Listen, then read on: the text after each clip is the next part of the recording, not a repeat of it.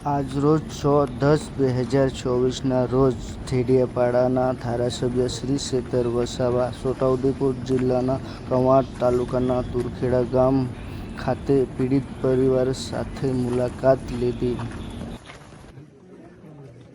છોટાઉદેપુરના કવાંટ તાલુકાના તુરખેડા ગામે આજે અમે તમામ આદિવાસી સમાજના આગેવાનો હાજર રહ્યા છે.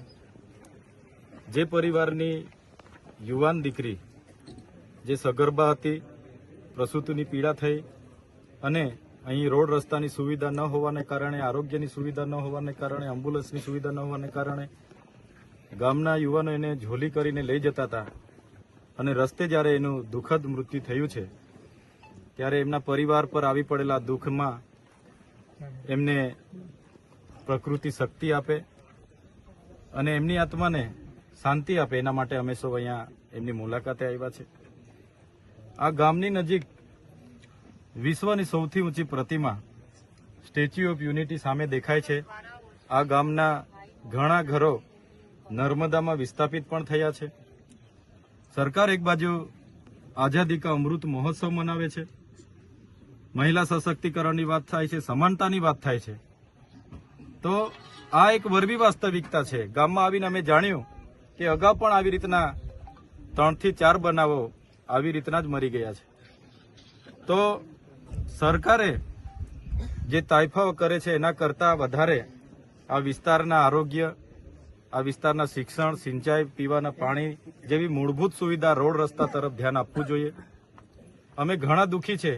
અમે પોતે આ ઘટનાથી શરમથી અમારું માથું નમી જાય છે.